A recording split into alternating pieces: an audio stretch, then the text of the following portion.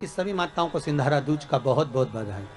माता पार्वती, गणगौर महारानी, ब्रह्मचारिणी महारानी, माँ जगत जननी आपके सुहाग को अखंड सौभाग्यवती बनाए, यही भगवान से प्रार्थना। चैत्र के महीने की ये सिंधारा दूज है। आज नवरात्रे की चैत्री नवरात्रे में जो दूज होती है इसको सिंधारा दूज कहते हैं। कौन सी दूज कहते हैं?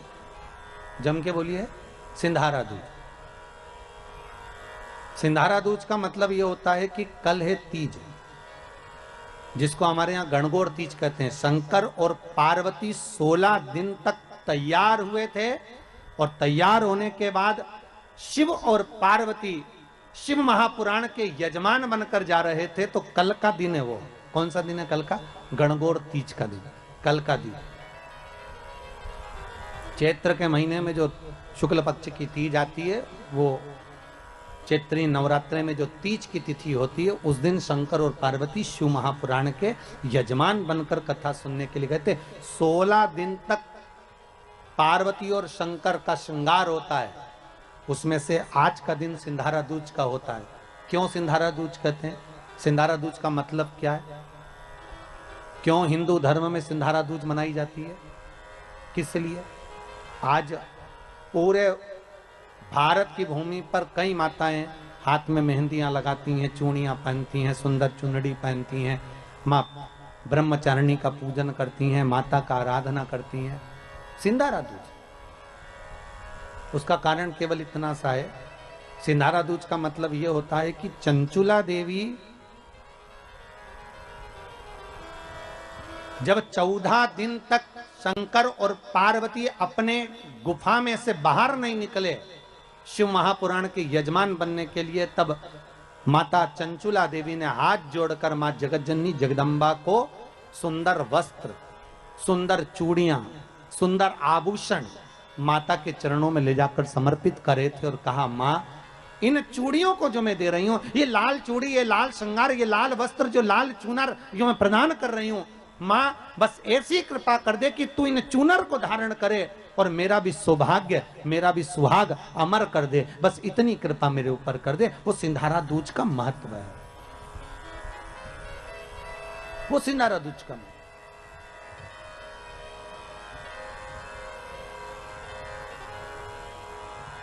आज भारत की भूमि की सभी माताओं को सिंधारा दूज का बहुत बहुत बधाई। माता पार्वती, गणगौर महारानी, ब्रह्मचारिणी महारानी, माँ जगत जननी आपके सुहाग को अखंड सौभाग्यवती बनाए, यही भगवान से प्रार्थना। दिल से बताना, जितनी सौभाग्यवती माताएं होती हैं, ये संक्रांति पर भी 13 चीजें दान करती हैं, 14 चीजें दान करती हैं। बीच में कोई 16 सोमवार का उद्यापन करेंगी तो भी सुहाग की सामग्री देंगी, उद्यापन करेंगे तो भी सुहाग की सामग्री देंगे, कोई कार्य करेंगे तो भी सौभाग्य की सामग्री देंगे। सौभाग्य की सामग्री का दान क्यों किया जाए? सौभाग्य सूचक वस्तुओं का दान क्यों किया जाए? सौभाग्य की वस्तुएं क्यों प्रदान करी जाती है, क्यों दी जाती है? उसका कारण क्या है?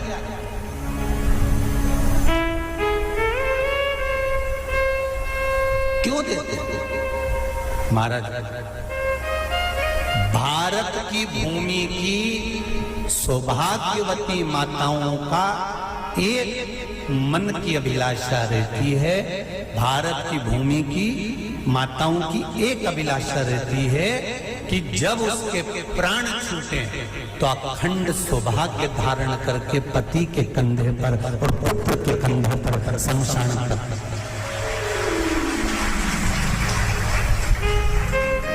ये भारत की भूमि की माताओं की सोच है, उनके मन का संकल्प, उनके मन का भाव।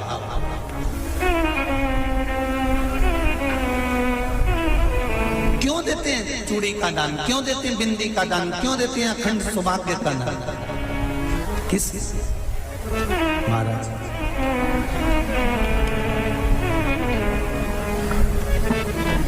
मेरे हाथों में भर भर के चूड़ी रहे, मेरे हाथों में भर भर के चूड़ी और मैया कोई कामना मेरे मस्तक पे चमकती चूनर रहे, मेरे मस्तक पे चमकती चूनर रहे, और मैया कोई कामना मेरी मांगों में भर भर के सिंदूर रहे, मेरी मांगों में भर भर के सिंदूर रहे, और मैया कोई कामना नहीं मेरे पाँव में बिछुड़ी का जोड़ा रहे, एक बिछुड़ी नहीं, कितनी? 2, 3, 4, 5, एक एक पाँव में जोड़े से बिछुड़ी होना चाहिए, केवल एक ही नहीं, सिंगल नहीं। वो तो आजकल का फैशन हो गया महाराज, जो केवल एक बिछुड़ी धारण कर लो उसी में फैशन दिखे। शिव महापुराण की कथा कहती है जब बेटी को विदा करा जाता है और पहली बार बेटी के पांव में जब बिछुड़ी डाली जाती है तो वो बिछुड़ी भी अलग अलग नहीं होती, उस बिछुड़ी के जोड़ को चेन से एक दूसरे से बंधा हुआ होता। बोलो सही है कि गलत?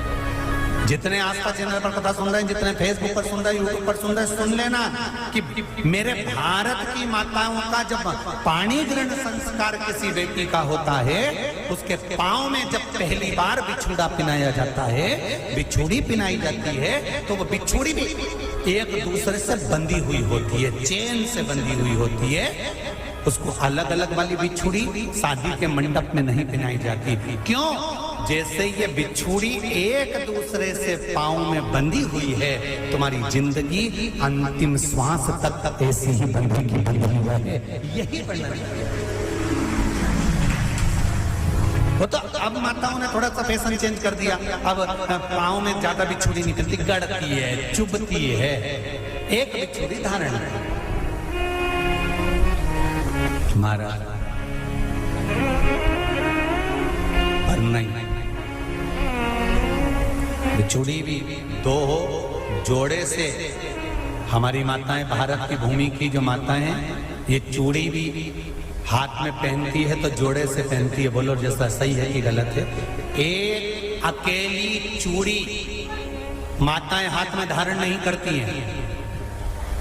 अगर भारत की भूमि की संस्कारित माताएं हैं और भारत की भूमि की सभ्यता और संस्कृति को जानती है तो अकेली चूड़ी नहीं, जोड़े की चूड़ी पहनेगी, 2 चूड़ा डालेगी, 4 डालेगी, 12 डालेगी, पर सिंगल नहीं, अकेले। महापुराण की कथा ये कहती है कि पार्वती जी ने और गंगा जी ने जितना सौभाग्य का दान दिया है, उनके बराबर दुनिया का कोई व्यक्ति इतना सौभाग्य का दान नहीं दे सकता जो माता गंगा और पार्वती दोनों दान दे रहे हैं।